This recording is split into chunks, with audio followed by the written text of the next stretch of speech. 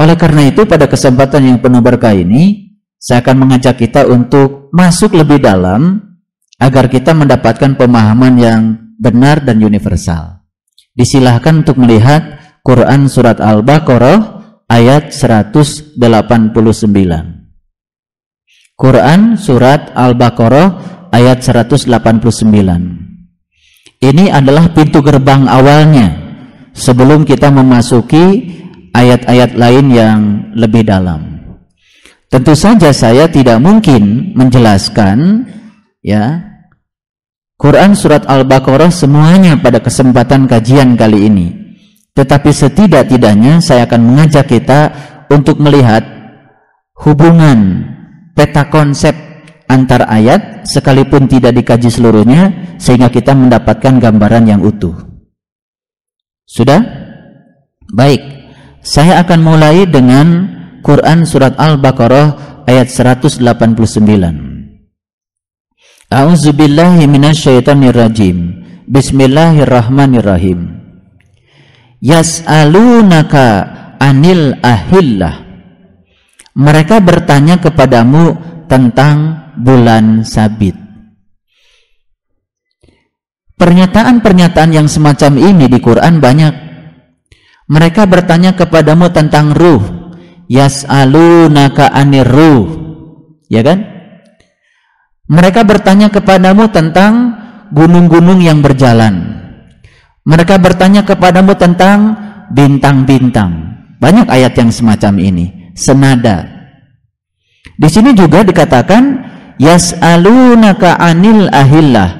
Mereka bertanya kepadamu tentang bulan sabit. Nah, bulan sabit inilah kan yang diperkarakan, betul nggak? Dan bulan sabit ini masih diperkarakan. Padahal dari dulu bulan sabit sudah menjadi lambangnya masjid kita. Setiap menara masjid pasti ada bulan sabit. Jarang menara masjid bulannya purnama. Menara masjid semuanya bulan sabit dan di tengahnya ada bintangnya, betul nggak? Dan itu ditaruh di menara masjid. Makanya bagian yang terpenting, ciri khasnya masjid itu adalah menaranya. Dan di menaranya ada bulan sabit. Makanya belum sempurna seseorang masuk masjid kalau dia belum menemukan bulan sabit dan bintang di dalam masjidnya. Itu sebutnya simbolik, ya, simbolik. Sedikit sekali barangkali yang mengerti itu. Ya. Masjid itu apa? Masjid itu kan rumah Allah. Sering disebut Baitullah.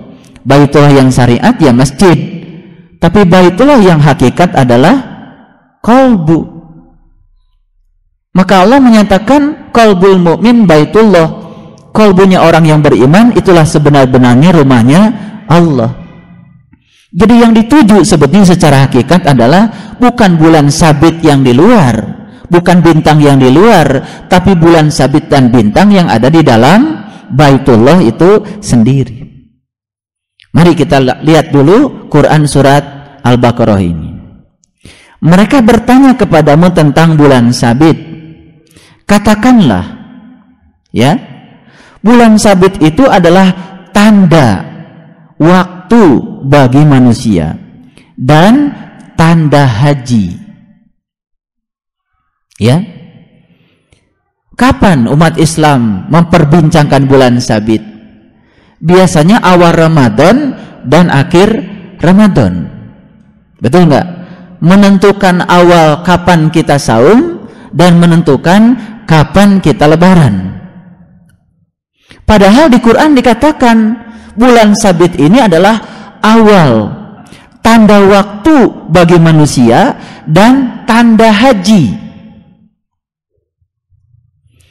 Jadi di Quran bulan sabit ini bukan cerita tentang awal Ramadan atau akhir Ramadan. Tapi di Quran bulan sabit itu cerita tentang tanda haji. Ini Quran. Saya bukan menceritakan hal baru. Saya menceritakan hal lama yang tidak terkaji, lalu dirasa menjadi baru. Jadi sebetulnya bulan sabit itu adalah tandanya haji. Nah, apa itu haji? Di Quran dikatakan walillahi 'alan nas hijjul bait. Wajib hukumnya bagi manusia berkunjung ke bait. Bait itu kan rumah. Rumah yang mana yang wajib dikunjungi oleh manusia? Di ayat itu dikatakan rumah yang awal dibangun oleh Allah. Inna awala baitin hudi alinas lalladhi bibakata mubaraka. Inna awala baitin hudi alinas lalladhi bibakata mubaraka. Sesungguhnya rumah yang awal yang dibangun oleh Allah, itulah rumah yang wajib dikunjungi oleh manusia. Mana rumah awal yang dibangun oleh Allah? Itulah rumah yang disebut oleh Quran Bakah al-Mubarakah, tempat yang tersembunyi yang diberkahi. Makanya di Quran surat Al-Isra Allah menegaskan, Subhanalladzi asra bi 'abdihi lailan minal masjidil haram ilal masjidil aqsa barakna haulahu linuriyahu min ayatina. Kalau kita melakukan suatu perjalanan dari Allah menuju Allah, maka kita telah melakukan perjalanan yang penuh berkah. Maka kalau perjalanan kita penuh berkah, perjalanan kita diberkahi, pasti perjalanan kita akan mengantarkan kita untuk menjadi lebih baik setelah melakukan perjalanan itu. Nah, ciri perjalanan yang diberkahi, setelah kita melakukan perjalanan itu, kita menjadi lebih baik. Nah, kalau kita menjadi lebih baik, berarti kita telah memperoleh ilmu yang bermanfaat. Ilmu yang bermanfaat yang cirinya dua tadi. Yang pertama, membukakan pintu kolbu. Yang kedua, dapat melapangkan dada kita yang sempit. Dapat membuang fanatisme buta kita yang berbahaya. Sehingga kita menjadi orang yang memiliki kearifan dan kebijakan karena kita telah mencapai suatu pemikiran yang universal. Nah, orang yang sudah mencapai pemikiran yang universal tidak gegabah menilai orang lain karena dia telah mengalami pengetahuan yang dalam. Biasanya orang yang pengetahuannya parsial, tidak integral, sedikit-sedikit, biasanya itu yang mudah menilai, mudah menghakimi, mudah menjudge orang. Jadi sebetulnya ketika seseorang itu mudah sekali menyalahkan orang lain, itu tanda bahwa dia belum memiliki suatu pengetahuan yang dalam tentang sesuatu itu. Nah, baik, kita lanjutkan. Jadi kalau begitu, bulan Sabit ini menurut Al-Quran adalah tanda waktu bagi manusia dan tanda haji. Nah, haji apa tadi? Berkunjung ke Baitullah. Untuk apa berkunjung ke Baitullah? Labbaik Allahumma labbaik, labbaik la syarika laka labbaik. Berkunjung ke Baitullah itu tujuannya cuma satu. Dalam kalimat talbiyah dinyatakan, aku datang memenuhi panggilanmu ya Allah untuk membebaskan syirik yang ada padaku. Jadi tujuan utama haji adalah membebaskan syirik. Apa itu syirik? Syirik itu dosa yang tak terampunkan. Innallaha la yaghfiru ayyushraka bih wa yaghfiru ma dzuna dzalika liman yasha. Sesungguhnya Allah tidak akan pernah mengampuni dosa syirik, tapi Allah akan mengampuni dosa apapun asal jangan dosa syirik. Jadi dosa syirik itu adalah dosa yang tidak terampunkan kalau dosa itu terbawa sampai kita mati. Berarti dalam kehidupan kita sebelum mati, kita harus bebaskan diri kita dari dosa syirik. Syirik itu artinya menduakan Tuhan. Gara-gara apa menduakan Tuhan? Tentu saja gara-gara dia tidak tahu dan kenal kepada Tuhan, lalu dia mempersepsi tentang Tuhan, mengkonsepsikan tentang Tuhan, lalu yang dia sebut Tuhan adalah yang dikonsepsikan oleh pikirannya, karena dia belum merasakan kehadirannya dan dia belum merasakan pengalaman spiritual untuk masuk ke dalam baitnya. Kalau orang yang sudah masuk ke dalam Baitullah itu, dia tidak bisa mengkonsepsikan Tuhan lagi, karena dia sudah nyata senyata-nyatanya mengalami Tuhan di dalam rumahnya Tuhan. Oleh karena itu, untuk membebaskan dosa syirik, kita masuk pada Baitullah. Setelah masuk pada Baitullah, kita dapat mengalami suatu pengalaman spiritual tentang Tuhan yang tidak bisa dijelaskan, tidak bisa diceritakan, karena memang tidak bisa dijelaskan, diceritakan, tapi dialami langsung oleh pengalaman spiritualnya. Setelah dia mengalami itu, maka dia bisa membebaskan dosa syirik, karena dia telah mengawali agama dengan ma'rifatullah. Jadi sebetulnya bulan sabit itu adalah tanda bagi manusia dan tanda untuk melaksanakan haji. Lah, kalau begitu apa hubungannya bulan sabit dengan haji? Ini tidak bisa dijelaskan dengan ilmu falak, tidak bisa dijelaskan dengan ilmu fisika, karena ini sebetulnya ilmu pengalaman, ilmu spiritual.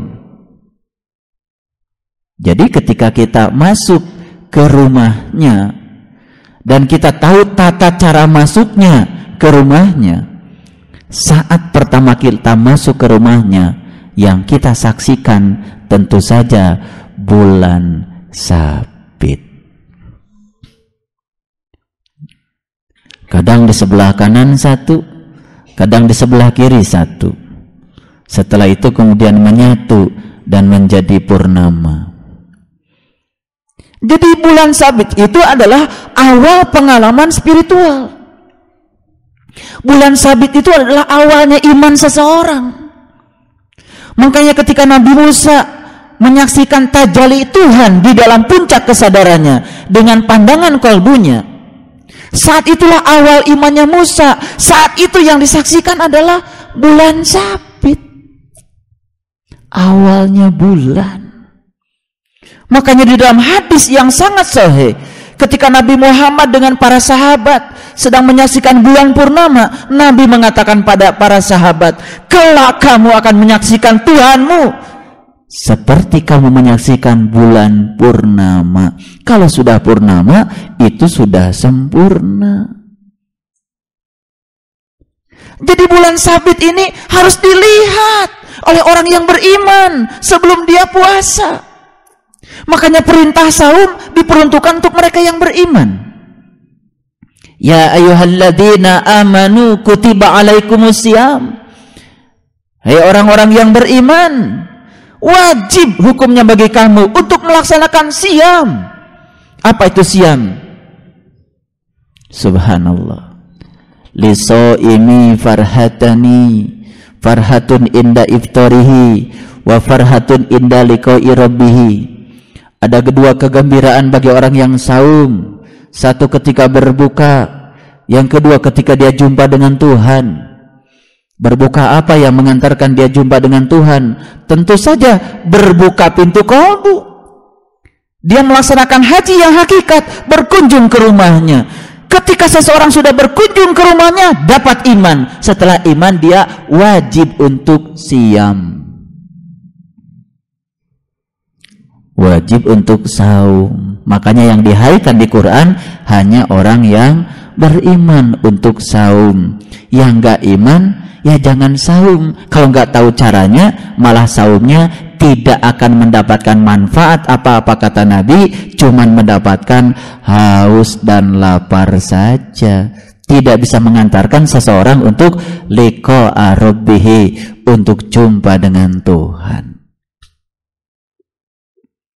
Sebagaimana janji saya tadi, saya akan memberikan kajian yang dalam hari ini supaya kita punya pemahaman. Jadi kalau mengawali Ramadan harus melihat bulan sabit. Melihatnya tidak keluar, ternyata tidak perlu pakai teleskop.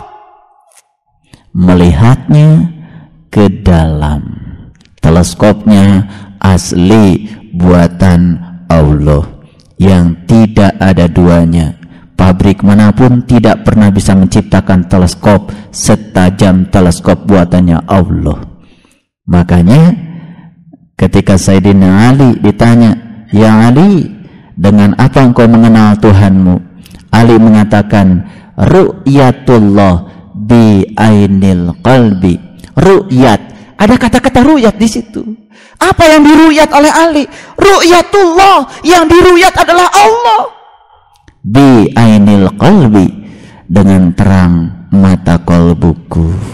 Jadi ru'yat itu adalah melihat bulan sabit yang ada di dalam diri kita. Itulah awalnya kita iman. Setelah dapat awal iman, baru kita memasuki Ramadan. Begitu masuk Ramadan, kita mendapatkan nuzulul Quran.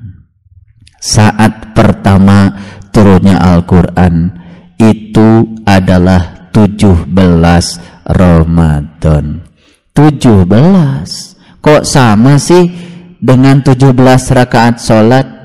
Karena memang orang yang telah mengalami 17 bisa tahu rahasia yang 17, bisa menggunakan yang 17, maka dia akan mengalami nuzulul Quran. Kapan kalau begitu nuzulul Quran terjadi?